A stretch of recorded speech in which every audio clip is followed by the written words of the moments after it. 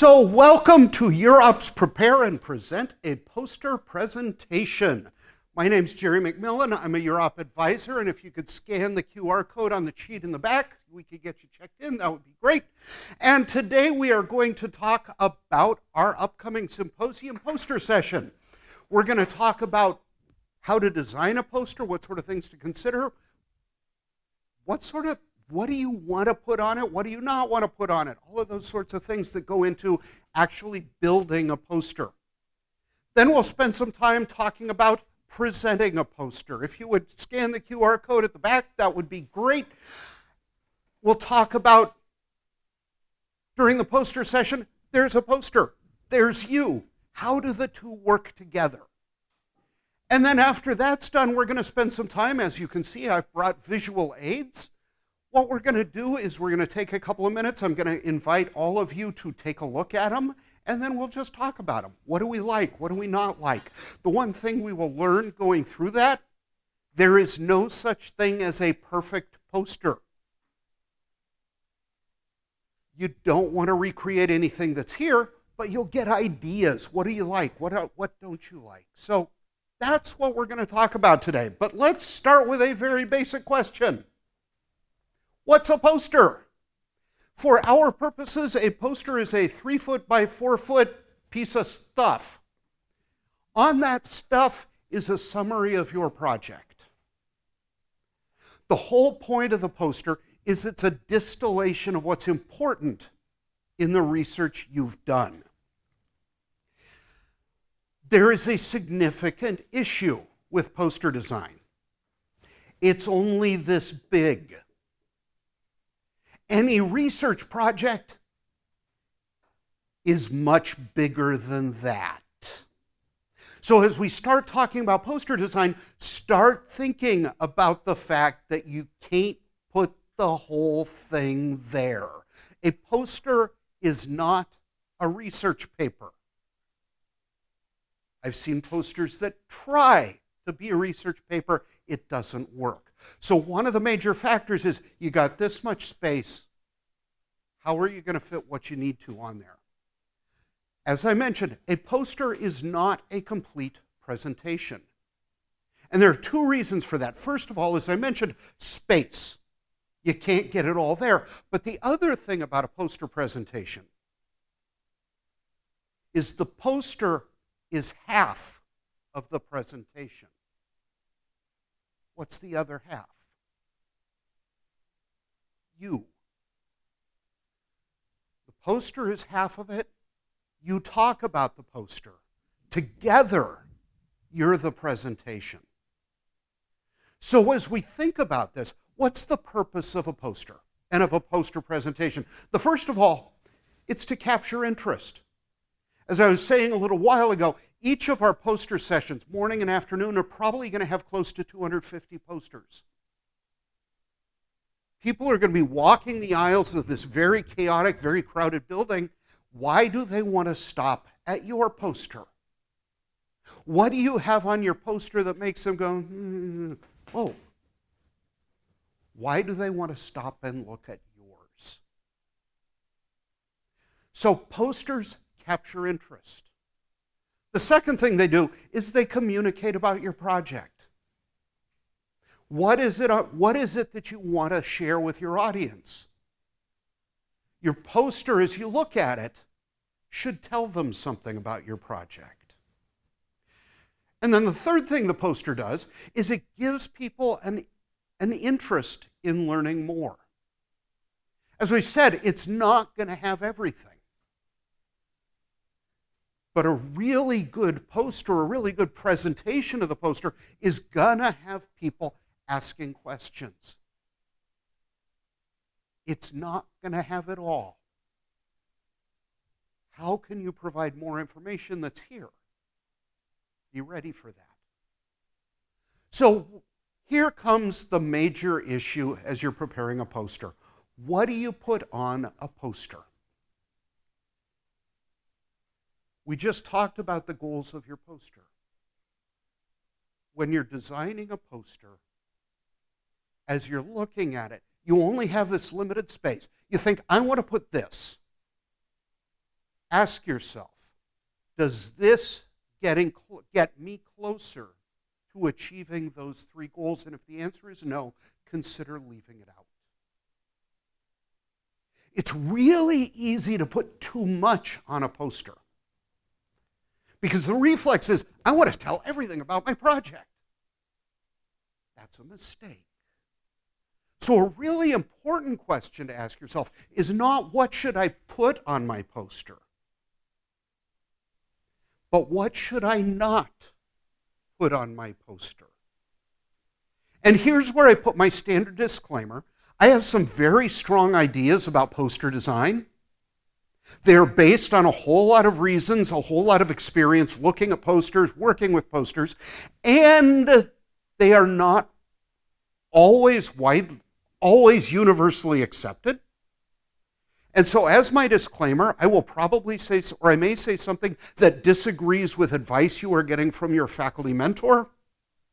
If what you hear from me disagrees with your faculty mentor, they are by definition correct, even if they are wrong.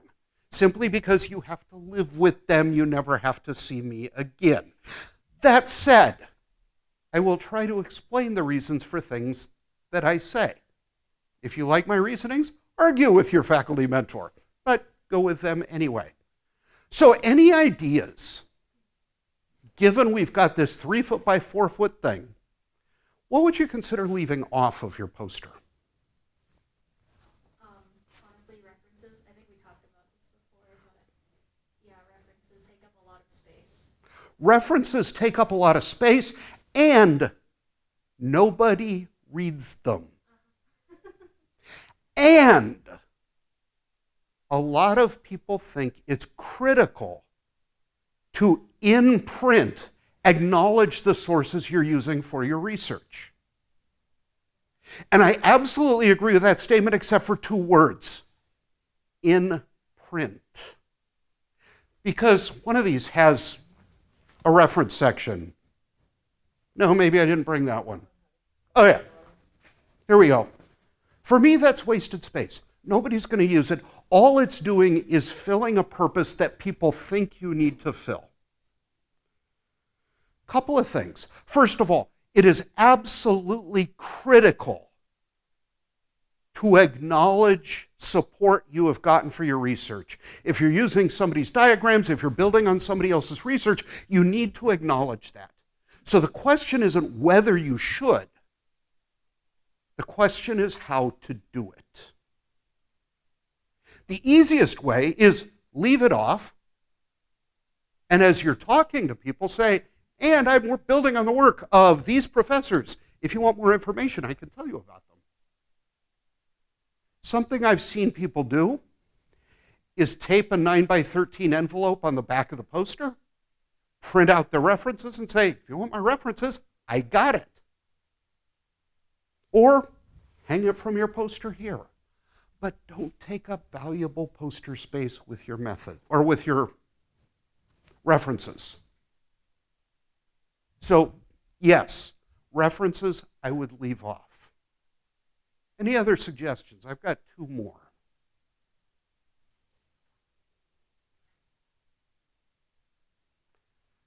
For me, and this is the one that's the most controversial, is I would never put an abstract on a poster. I know if you are doing biosci excellence in research, they require you to put an abstract on a poster. If you're doing that and talking to them, ask them why. Because if you recall what we said when we said, what is a poster? The answer is a summary of your research. What's an abstract? A summary of your research. So to me, putting a summary of research on a summary of your research is not only redundant, as we'll talk about later when we're looking at the specific posters, you put a giant block of text on there, people aren't going to look at it. People aren't going to be drawn to it. They're not going to spend the time to read it. So if you have the option of not putting your abstract on your poster, don't put the abstract on your poster. The third thing I suggest, leaving off or significantly abbreviating on a poster, is your methods. And the biggest reason I say this is particularly for most science papers. The methods are so incredibly long and detailed that they resist summarization. It's hard to take that 37-step process and put it down to 3 bullet points. So maybe put 2 bullet points of, we did it, these were the kind of ways we did it. I'll tell you more if you ask. But having a complete method section on a poster is really difficult to pull off. So definitely consider shortening that or eliminating altogether with in mind, again, the poster is not the entire presentation. If somebody wants to know about your methods, they'll ask, you tell them. So think about what you don't need to put on your poster. And then you'll start thinking about what you need. And there's some things you definitely want. First of all, tell them why you did your project. What is the hole in the body of human knowledge you were trying to fill, and why is it important to do that? Maybe a statement or two about what's happened in your field so far. That's not critical, but something to set the scene of why you did what you did. And then something that talks about what you found out. And sometimes even results defy summarization. So maybe a couple of quick points, because the most important thing on your poster is, what does it mean? Now that you've done this, why does it matter? Why should the people walking by care?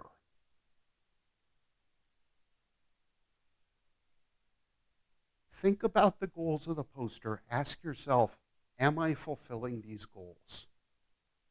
Everything on the poster should contribute to that goal, to that message.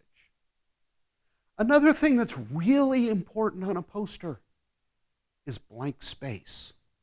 And this is something a lot of people don't think of. They think, I've got 4 foot by 3 foot, I can jam all this stuff on. At which point it becomes really confusing trying to find the borders between this block of information, this one, and this one, and this one. And all of a sudden people are suffering from eye fatigue just walking by. So as you're planning the poster, resist the urge to fill every square millimeter with stuff. Make it clear that this is on a canvas, but leave some canvas behind it. As you're designing the poster, even though you are part of that presentation, you want people to understand at least what they're looking at. They may not understand the content, but you want them to be able to understand what they're looking at, how they should read it, how it's built. First of all, think about headings. If you are working in a STEM field, you are probably used to these headings: introduction, methods and materials, results, discussion. I have a suggestion. Don't put any of those on your poster. And the reason is, well, 2 reasons. First of all, if I look at your poster and say, oh, you have results, what have I just learned that's different from these 17 that also have results? The headings are in big print. Those are the things people are going to see. So instead of just having big type that says results, have big type that says, we cured cancer. Or, okay, if you did, please, put that in big type. But have your results say, or have your headings say something. Don't just use the stock headings everybody else is having. If you're doing, instead of, say, introduction, babies are dying in the US. Okay, now you know what this is about. Now we know what problem you're trying to solve. Instead of a discussion, This will decrease infant mortality. Okay, now I'm going to want to look rather than just seeing, okay, results. Cool, fine. So think about using headings that have actual information in them. Think about organization. We got a big splotch of stuff here. Most people are going to read top to bottom, left to right. It's a really good idea to keep your information that direction. But something else I think is really a good idea that a lot of people don't do, number your headings. If your headings are not the standard research paper headings that everybody knows, okay, I read this one, this one, this. If they have different text on them, just put a 1, 2, then people know exactly where to go. Give an organization that makes sense so that people can start, follow it through. I've seen some very well-designed posters that have an introduction top center and then have 2 different paths. But they're designed well enough that as you look at it, it's not confusing. But whatever gets people to follow the narration you're trying to present, do that. Illustrations are fantastic. Graphs are fantastic. And they're often badly used in posters. Make sure your illustrations mean something. There you will see a lot of posters. You'll also see this in oral presentations. A lot of pictures because they're pretty or cool and are just taking up space without contributing anything other than something pretty and cool. Use illustrations that work towards those purposes. If you're using graphs, label all of your axes, label all of your data points, and leave out anything that doesn't contribute. Unfortunately, the standard Excel charts that so many people use put way too much information in there.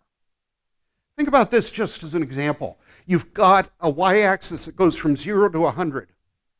All of your data points are between 60 and 80. Why do you have all of those other labels on it? Put only what helps with the information. Think about things like 3D bar graphs, shaded things, all of that. They decrease from readability. You want it to be as clear, concise, and readable as possible. Label everything. One thing that a lot of people do, and I know I've got examples up here. Okay, I didn't bring that one. One thing a lot of people do is they number figures on a poster. I strongly recommend you do not do this. The reason to number a figure in a research paper is you can say things like, as you can see in figure 12 on page 37. Well, we only have one page. Your caption is probably right under the figure. You don't have text that says, see that figure, it's just sitting there. So don't number your figures. It's extra space. But do have a very clear caption. Another thing, you want to be able to read your poster from a distance. You want to at least be able to read your title from minimum 6 feet. And when I say you, I am not just talking about your very young eyes, I am talking about my very old eyes. You want me to be able to read your poster from a distance. One of the things about the symposium poster session, we've never done it in the Bren Center before, but I anticipate our poster session to have the 3 flaws we have had in every poster session I've been involved with. Every year we ask for feedback, and we always get 3 things about the poster session: too hot, too crowded, too noisy.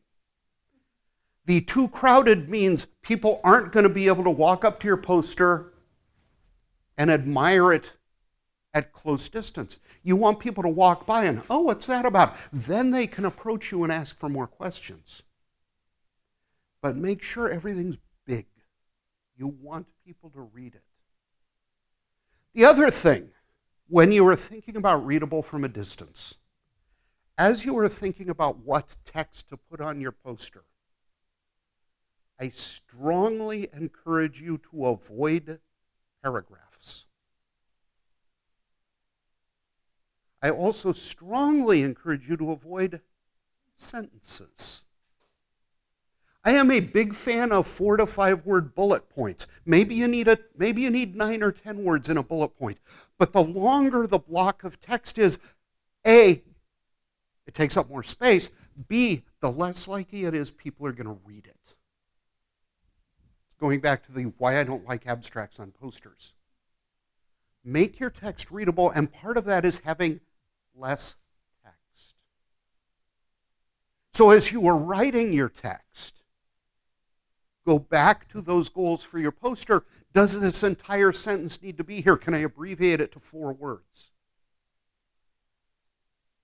How can you shorten things is an important consideration. Avoid visual distractions. I already talked about images that don't serve any purpose. Think about different fonts. Think about different colors. It's great to have a color contrast if it means something.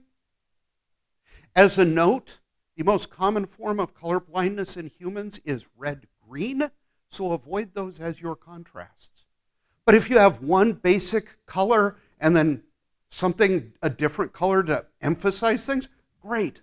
But don't just say, I got 18,000 colors on my computer and I'm going to use all of them. Make them mean something. Same thing with typefaces and fonts. As a note, particularly from a distance, italic type is harder to read than non-italic type, so I would avoid it. For a poster, I would also stick with, to get more technical, sans serif fonts. If you're not sure what that is, serifs are those little doohickeys that hang off of letters in some fonts like Times Roman. This is a sans serif font. It is just clean, easier to read from a distance. There's some sans serif up here I can show you later. But you want it to be as clean as possible. You want to avoid distractions as people look at your poster. And as we move towards the symposium, there are 2 dates I want you to, or 2 things I want you to keep in mind for your poster sessions. First of all, the first week in May, in this place, we are going to have 2 sessions of interactive poster workshops. What those are is, as you'll notice, there are a lot of screens in these rooms.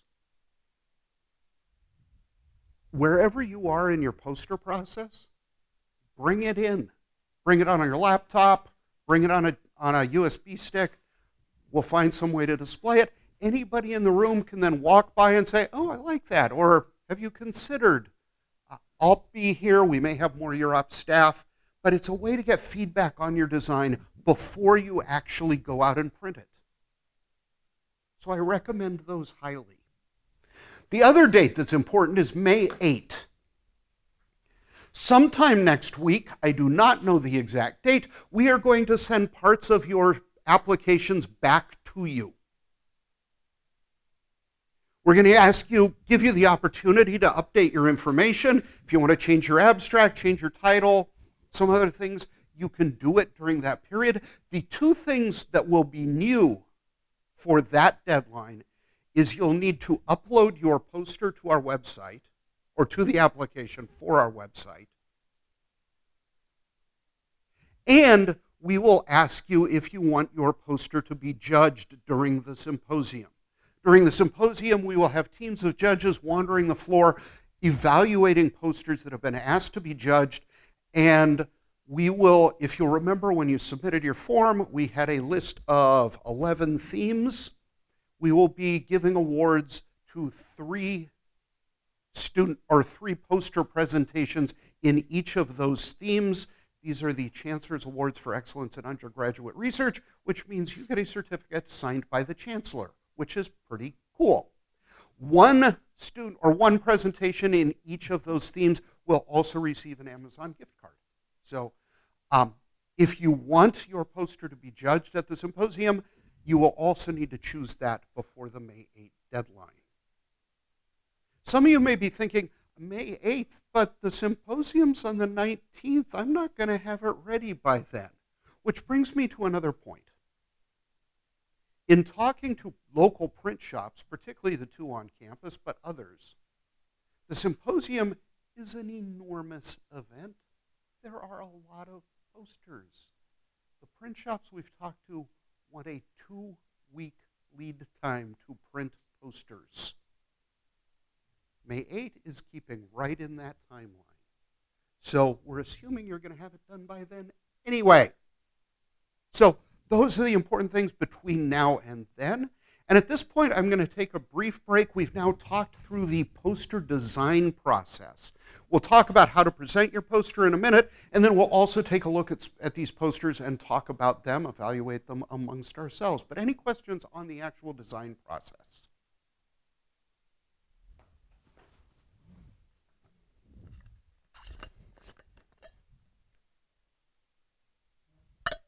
Either I covered it perfectly or I've just stunned you with too much information.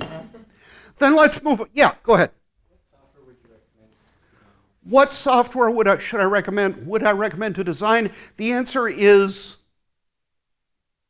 I always have to say this. If you've ever been to any of my workshops, the answer to almost everything is, it depends. This is an it depends. Partially it depends on use what you're comfortable with. A lot of people use PowerPoint simply because it's really easy to build a rectangular thing in PowerPoint because it's built for that sort of thing. I'm not a fan because PowerPoint is somewhat lacking in the precision department. I'd use Illustrator, but I have Illustrator. So use what you have, use what you're comfortable with, but PowerPoint is probably the one that's used the most. Other questions?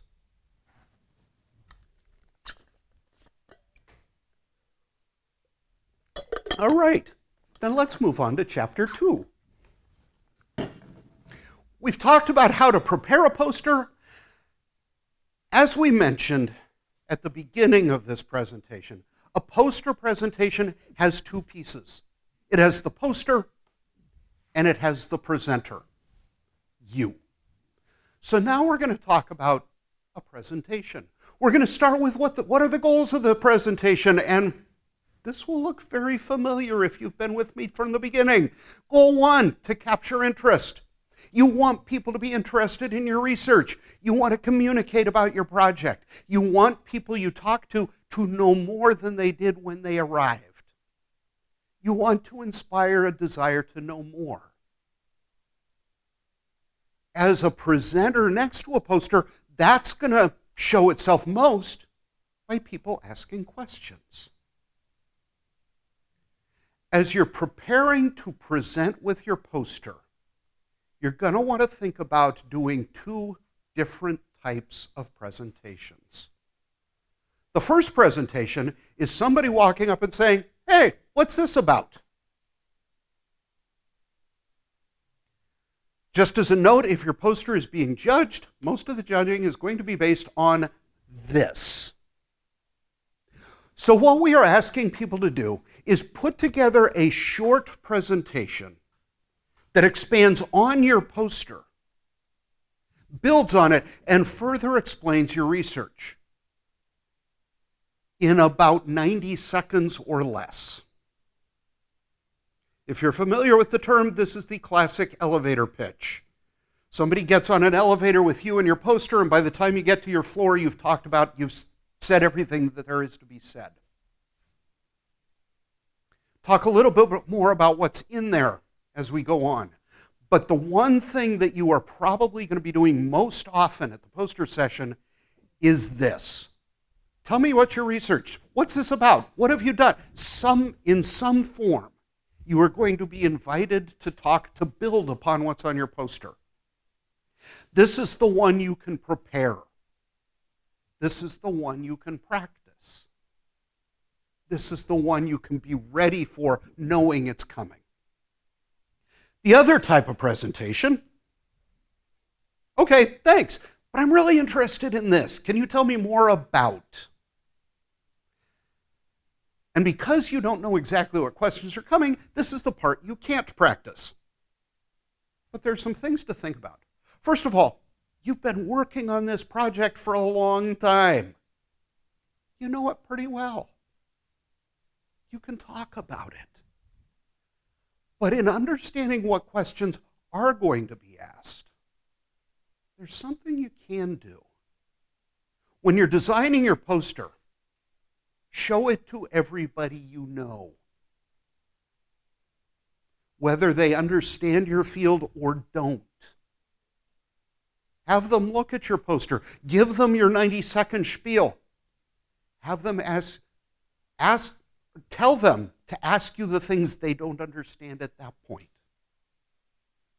As you do this process with enough people, you'll start to see a lot of questions showing up more than once. What are those questions? Think, okay, what's a good answer for that one? The more you can prepare for the questions you expect, the more bandwidth you'll have when you get the really weird one coming out of left field. But these are the two different things you'll need to be doing while you're standing with your poster. Talk about your research in general, and then answer specific questions that come up. So, first of all, know your material. As I mentioned, you've been working on your research for a long time. You know what the research is about. But in terms of that, tell me about your research pitch. The first thing I recommend is as you are preparing your 90-second pitch, do not write it out word for word and memorize it perfectly because it's a recipe for failure. The problem with memorizing any sort of presentation, and if I were coaching you on an oral presentation, I'd say exactly the same thing. The problem with memorizing a text is as you're going along perfectly, everything's working. It's like you're on a train track, everything's going exactly the right way, and then you derail. All of a sudden you forget the word. And if you are working on a precisely memorized script, when you get off track, there will only be exactly one word in the English language that is the next word that will get you back on track. Rather, the more you practice through this, the more you do it, the more you'll realize it's starting to sound exactly the same every time. But maybe a word here and there is different. Then if you get off, you can say, okay, what am I talking? Oh yeah, I got this. So don't write yourself a script and expect to follow it perfectly. Write yourself some bullet points, write yourself an outline, follow that, talk about it. Other things, as I said, practice. Practice your 90-second pitch. Practice answering the questions that come up. The more you practice, the cleaner it's going to get. After you've practiced it, think about it. What did you do well? What didn't you like? If you can, and if you're willing to do so, record yourself doing it. It's a tremendous tool that most people hate using, myself included. But if you can watch yourself, you'll learn some things. But every time you do it, think about it. What went well? What do you want to improve? And then do it again. The more you practice it, the more comfortable you're going to get with it. The more you'll notice, okay, I really like the way that one went. I didn't like that part as much. What did I do before? The more you do it, the more options you have with it. So spend time working on it. Absolutely, for the 90-second or so pitch, time yourself. If you are unfamiliar with, new to, or uncomfortable with public speaking, you will have no idea how long you've been talking. It will either feel like 5 seconds or 8 hours, and very little in between. So time yourself, get a sense. We are not asking our judges to time these at 90 seconds, but we want it to feel concise. Make sure you're somewhere in that general range. And if you're too short, add stuff. If you're too long, pull stuff out. But definitely have a good sense of how long you're talking. And then just some very basic tips. When you're talking, be heard. As I mentioned earlier, we have never done the poster session at the Bren Center. The Brent Center is a giant space with a lot of overhead space for sound to start rolling around. I expect cacophony. It's going to be loud, and it's probably just going to be a lot of background noise as well. So if you are talking to somebody, use your outside voice. You want to be heard. Back when we did the poster session in the Student Center, we did a practice your presentation session. Most people would come in for oral presentations. Every now and then somebody would come in for a poster, and what we'd have them do is we'd divide the number of people in the room. Half the people would go over and ask them questions about the poster, and the other half of the people would go close by and talk as loudly as they possibly could so they knew they could be heard. Plan to work to be heard. Do not yell, because that's really bad for your throat, and you'll last about 20 minutes, and you got an hour and a half to do this. But plan to speak audibly. If you are naturally a soft-speaking person, start practicing now. But you want to be heard. You want people to understand what you're talking about. Find a comfortable pace to talk for you.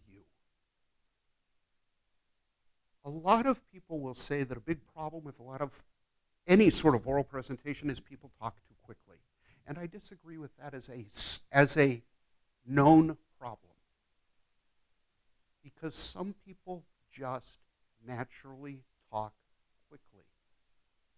And if you're one of those people who naturally talks at a very rapid pace, and you can be understood as you're talking in the rapid pace, and people understand everything you're saying, and that's what makes you most comfortable, do it. I would much rather have you speaking quickly and audibly and comfortably than have you sound like you're forcing yourself to slow down. Speak at a pace that's comfortable for you. However, if the pace that's comfortable for you is fairly rapid, consider this. The faster you talk, the faster you're going to get ahead of your audience.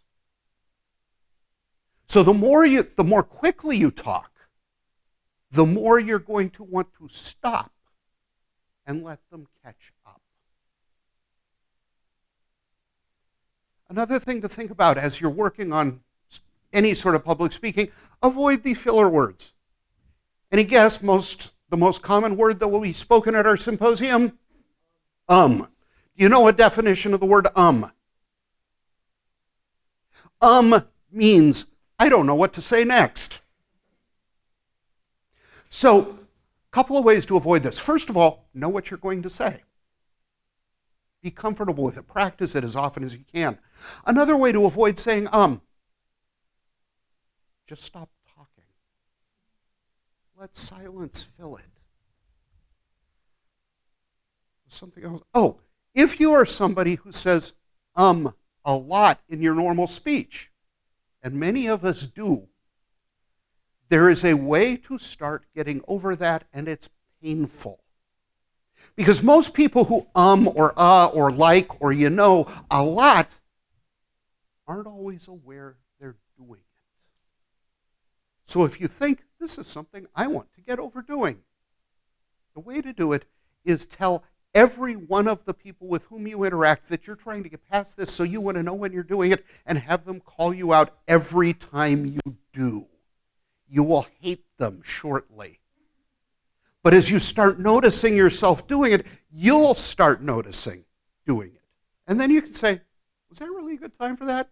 It's a potentially agonizing period of self-reflection, but you will come out of it with much less filler text in there and much more direct language as you're going on. The other thing, or another thing to think about as you're speaking, I mentioned it earlier, pause. If you're speaking quickly, stop. Let the audience catch up. If you don't know what to say, stop. Gather your thoughts. But also, even in a 90-second speech, think about what that same 90 seconds would look like on the printed page. There might be 3 different headings. There are periods, commas, punctuation, some things in all caps.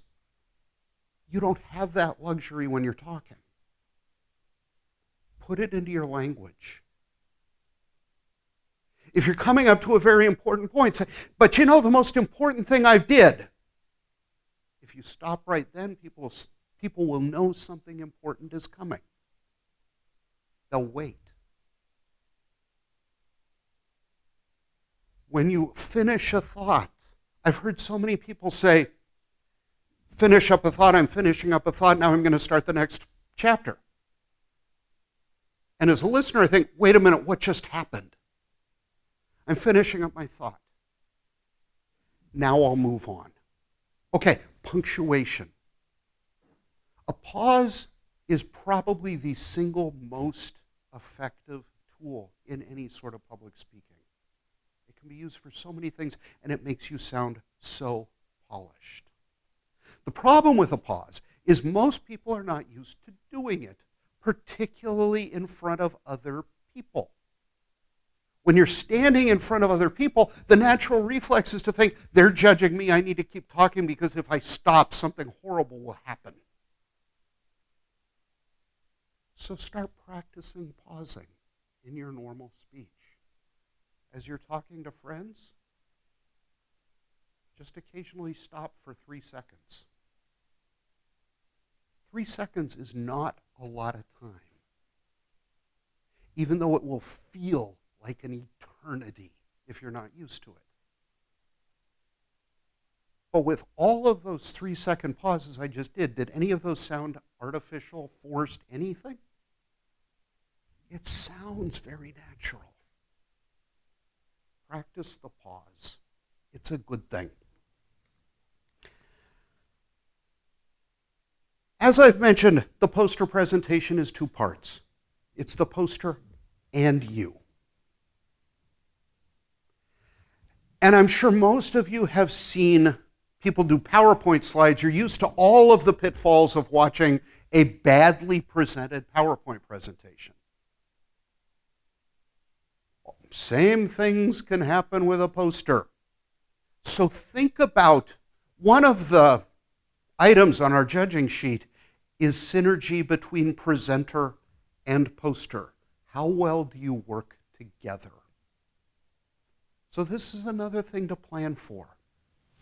When you're talking to somebody, you're going to be very close to them. They're going to be a couple feet away from you. Make eye contact with them. Talk to them. Do not spend the time looking at your poster. So as you can clearly see on the poster, this is the most incredible thing, and oh, are you still there? Don't look at your poster the whole time, except as you're talking about your poster, maybe you want to illustrate something. So if I'm talking about something and I want to say, okay, and then the most important result we got, you see this red arrow here? This is what really illustrates the point. So bring it into the conversation. Don't ignore it completely. But definitely you want to spend most of your focus on your audience. Use the poster as an illustration because by the time they're talking to you, they've already read most of it. And your job is to provide something that isn't on the poster, or to give some sort of summary, some sort of coherent overview of what's on the poster. You've all seen people read exactly what's on the PowerPoint. Do not be that person with your poster. Your time and their time is too valuable. So refer to it, but stay with them. You'll communicate much better that way.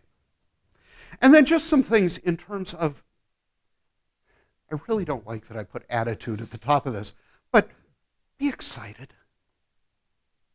By the time we get to the symposium, you've spent a lot of time on your research. Hopefully you are excited about the opportunity to talk about this. Let us see that.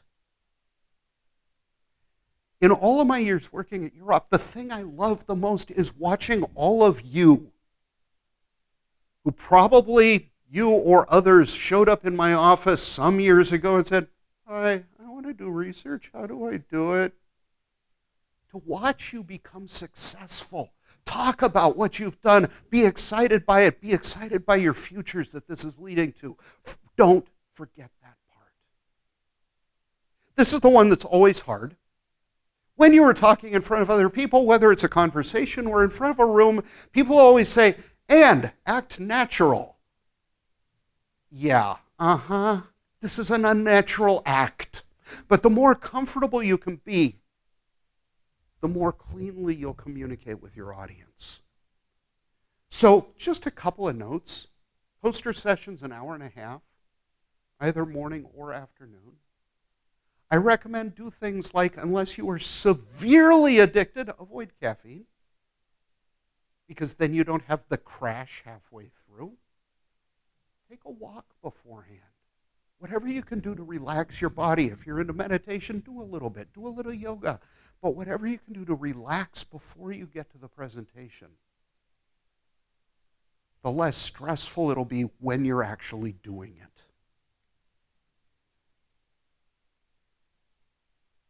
Breathe. It's one of the things that when people are talking to an audience, they often forget to do. It is probably going to be quite warm in the Bren Center, which means it's even more important to keep breathing because it probably won't be great air at that point. So if you find yourself rushing through sentences and getting to a point where you just keep talking and all of a sudden you start running out of air and everything gets really slow, just stop, breathe. Air is important, both in the vocal mechanism and also keeping you alive. So breathing is one of the first things we forget when we're nervous, so keep doing it.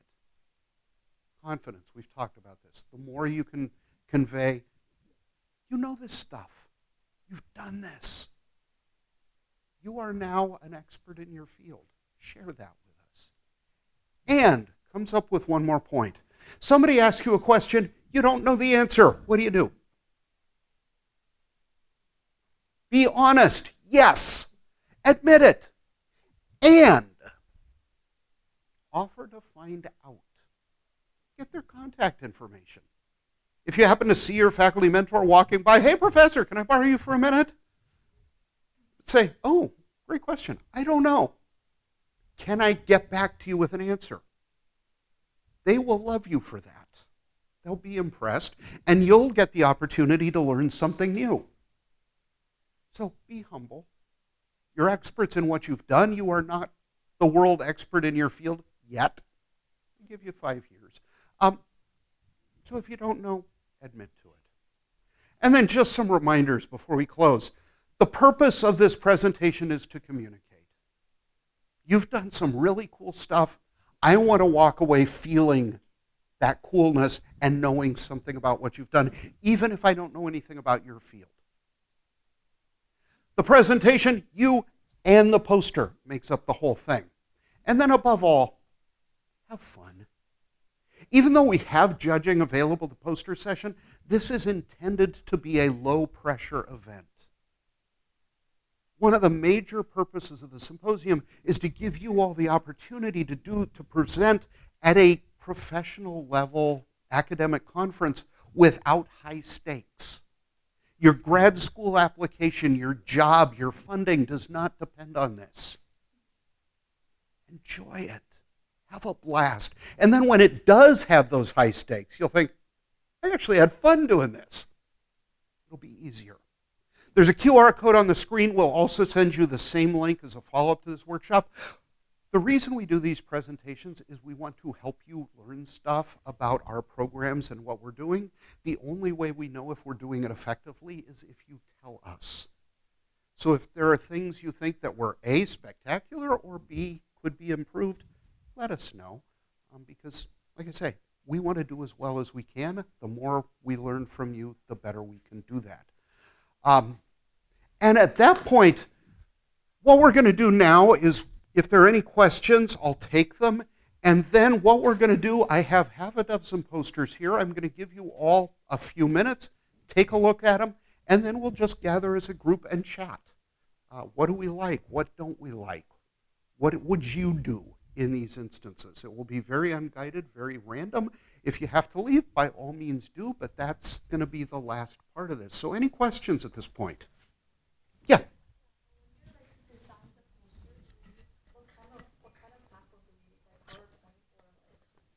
PowerPoint is probably the most often used, but really whatever's comfortable for you. So, yeah. I was going to ask, do you have any tips for like standard font sizes for them? Because I don't actually know what font size they're using. Yes, I do, and I can't remember what they are. Unfortunately, I think they're in our poster design guidelines, which you can get from our website. And if they're not, email me and I will have found out. Got it, thank you. Other questions? That's the one thing I always forget to memorize before I come into these presentations.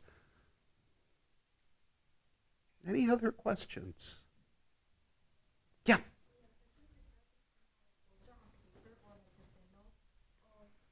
says it on like the guidelines to like contact the UROP office. Do we like email you guys or do we like go in person? So if you are just printing your poster and not having it professionally mounted, we will have a spot in the Bren Center on the day of the symposium with poster boards and ways to mount them. So you don't need to let us know. We'll have a stack. My recommendation would be come early. It could happen that we run out, but probably not. Yep. Anything else? Yeah. Are there any particular qualities in posters that differentiate between the ones that are fairly standard and the ones that really excel, or the ones that really stand out? Yes.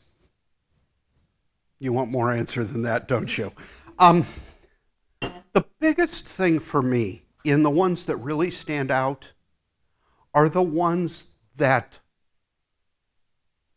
both keep in mind the goals of the poster, to communicate, to inspire people to ask more, but also the ones that are willing to take risks. If you will go to a lot of poster sessions, say a biosci session, you're going to look at a whole bunch of them. The titles will be different, the pictures will be a little different, and they'll be identical. If I'm walking down this row of posters, why am I looking at yours? And that's why things like headings that have real information in them, particularly big text, illustrations that mean something, but also are, to a degree, eye-catching, but also there's enough information in the illustration that I can just glance and, oh, that's kind of interesting. So it's very much the first level of effectiveness is, why do I stop and look at it? The second level of differentiation is, how well do you present the information once I've stopped and started paying more attention to it? And that's where things like brevity, only putting the information that's critical. There is, I can't remember the exact link, but in our poster design guidelines, there are a couple of links to places that work with posters. One of them is a blog that's been going on for years now, that the guy, all he talks about is poster design. And one of the things I love is he's been doing this long enough that people just send him a poster and say, what do you think? And yes, you may do this online. And he'll make comments on them. He will maybe redesign it. But you learn a lot just by looking at other posters. And just ask yourself, what works, what doesn't? So it's hard to give a perfect answer to that because it's so subjective. But the biggest thing is just be different successfully, which comes back to the no distractions part. But other questions? In that case, come on up. Take about 3 minutes, look at the posters, and then we'll chat at them or chat about them. Chat about them at them. So let's start with this fluidly. If you had, from looking at these 6 posters, you had one takeaway, either something you like or something you don't like, what's the one takeaway that you've learned looking at these? I really like the big text, and it's kind of more concise and everything. This particular one compared to all of the other ones. Big text, very easy to follow. Yeah, what else? I like color choice. Like I think it really plays a role in like cohesiveness. Like I like how that one, for example, like the figures also have the same coloring as the headings. Like it's just Mm-hmm. Deliberate use of color. Yeah. What else? And just as a note, I said this at the beginning, there is not a perfect poster. All of these things have things I like. All of them have things I'd change. So, other thoughts, and then we'll look at them one by one.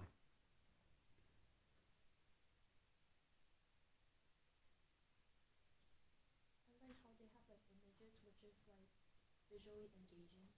Visually engaging. Yeah, absolutely. So let's start, just because this is the order they're in. Thoughts?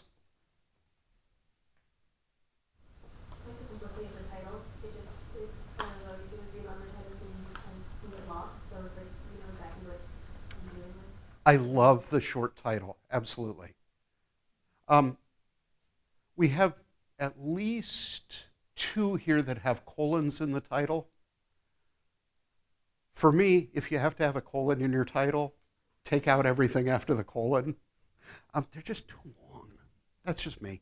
But particularly if you've noticed on our submission form this year, we have the short title and the full title.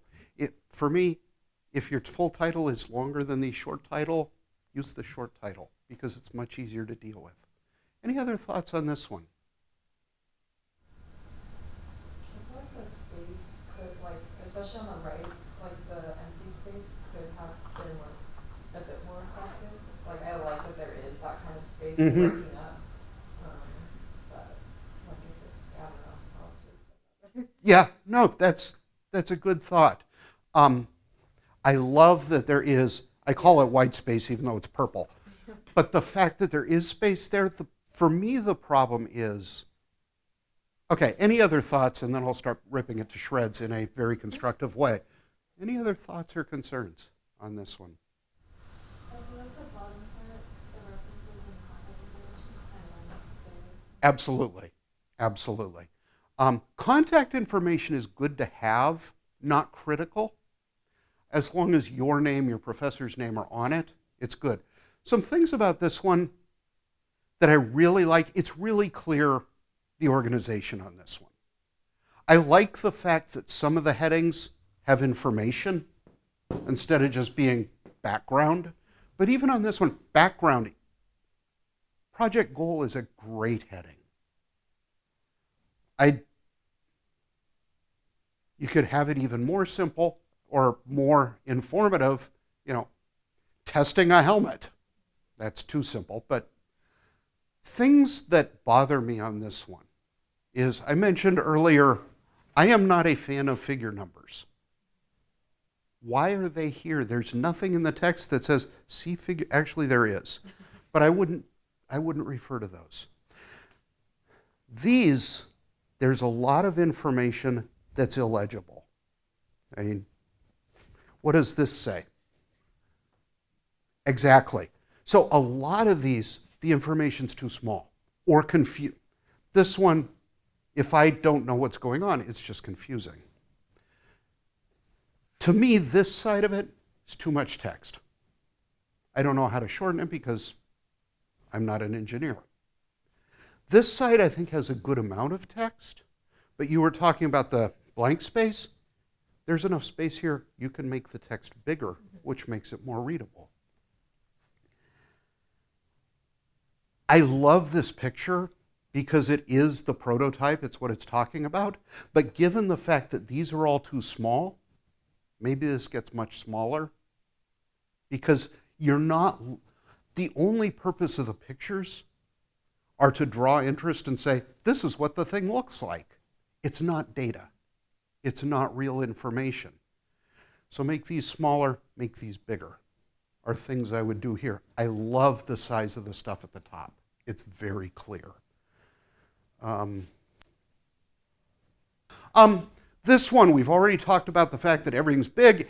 The navigation is really easy. Any other thoughts on this one? Yeah, particularly in here and that are very text heavy. I love these because it's just so, oh, I read this next. I'm not a fan, I mentioned it earlier, I'm not a fan of italics, but particularly when you get down to this level, I find that hard to read. But I really like the fact that headings are big and very easy to follow. I also love the 3-panel look. If your project is something that breaks out that way, it makes it really clear these are totally different areas. So going back to navigation, it's a good thing. I love headings like, what is project-based learning? Okay, I'd lose the whole background heading. I'd lose outcomes. I'd find a better heading for conclusion. But all of these subheadings I think are great. They tell you what you're looking at. The one thing I would change up here is I don't know who these people are, but it's important to acknowledge your faculty mentor as you're doing this. So maybe one of these is, and if it is, put faculty mentor or something that identifies them as such so that we know who the people are. Moving on to this one.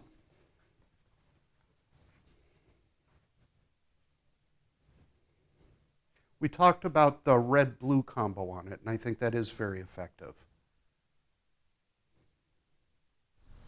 The design is like non-traditional. Mm-hmm. So maybe if you're looking at a bunch of other posters that are kind of the trifold design, maybe it'll kind of help you with your intention. Definitely. People will ask what's the best layout for a poster, and the best layout for the poster is whatever displays your information the most effectively. In this one, I think this is a good way of doing it because the results are bigger than everything else.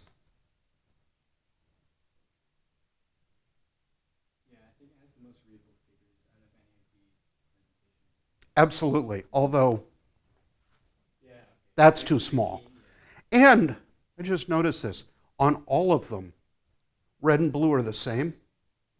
Red is didn't have surgery, blue has had surgery. Why not just have it once for all of them, rather than having it on all of the graphs? Is something to think about. But to summarize the results, obviously the graphs, each of the graphs what happened. So Yeah. Another thing that I really like about this is just, did it do it? Yes. Kinda. But that there are actual answers to the questions on here are really engaging.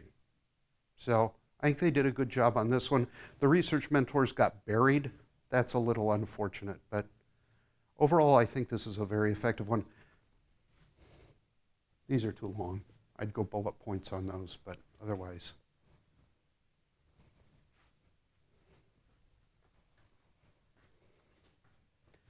Thoughts on this one? It is. These posters, and this professor has a poster design for her lab. I can look at a poster and say it's one of her students. They are incredibly well designed. The information is clean. It's well laid out. For me, there's just too much stuff on there. And that's why I always have a problem with posters from her research group. For me, the biggest start, I would lose that. I have told you that. And I've told you why, and yet some people still insist that they be there. But for me, there's just too much text. The other thing on this one, all of the references in the text. I heard it explained once that while it's important to recognize everything, a poster is not a legal document of record, so you are not legally required to list all of your sources on that document. So please leave them off. People will ask if they want to know. But I really like, it's very clear where the organization is, the different colors. Somebody mentioned they like the pictures. I'm not a fan because while they draw you in, they don't really tell you anything about the poster. But they do draw you in. That's one of the choices you make. But overall, as we said, too much. But going back to the idea of white space, there's none, almost. But it's still really well designed. So these are, again, the choices you're making while you're doing them. Let's move around the corner. Thoughts?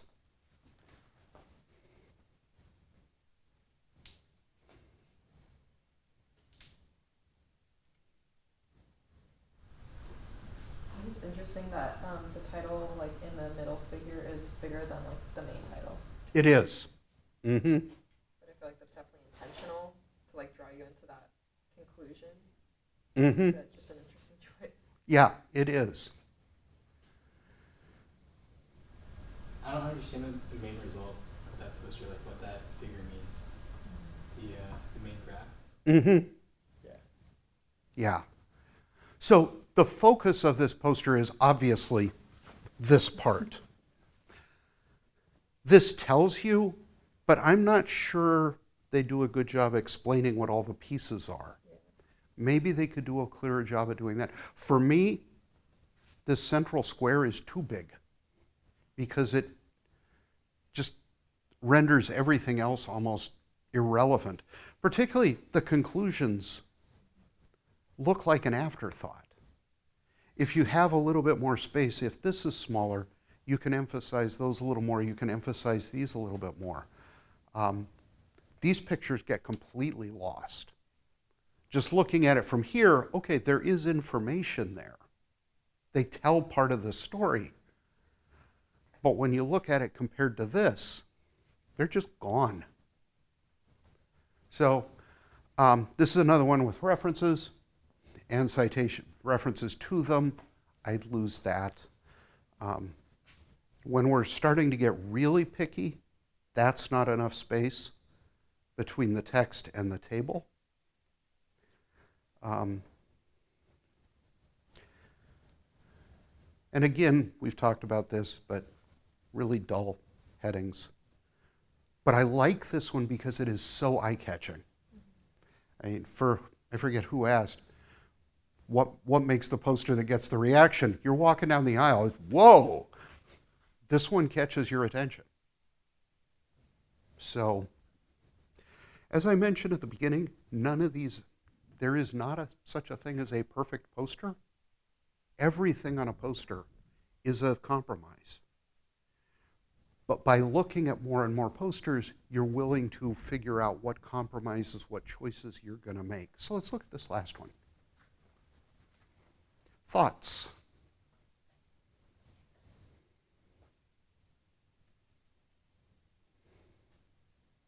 I like how they bolded some words, like some sentences that you're intestinal or business owner. So like, if you're just gonna like read it really fast, you could like kind of, if you're just gonna skip through it, you could like kind of know the general gist of it. Calls out the important parts. Yeah.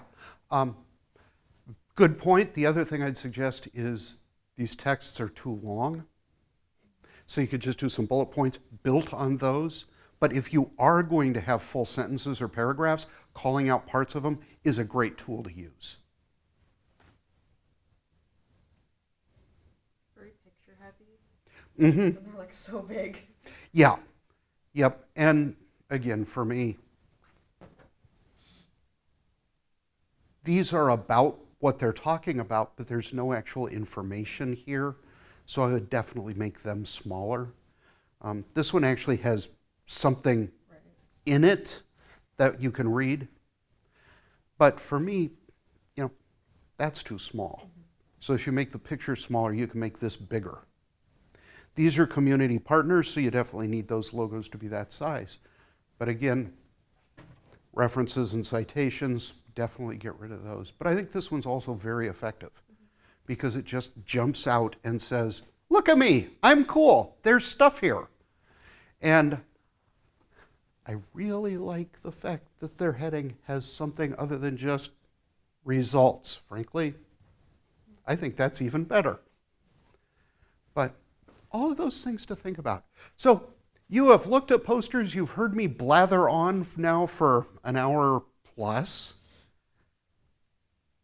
If you had, any of you, if you wanted to summarize the one takeaway, you're going to go home, you're going to start working on your poster, what's the one thing you remember that you want to make sure you think about?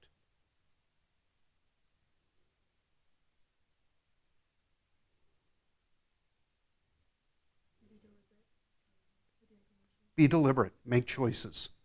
Absolutely. Yep. Other thoughts? I think less is more. Less is more. Yeah. It's a cliche, and it's true in poster design. How can you use less effectively to communicate more?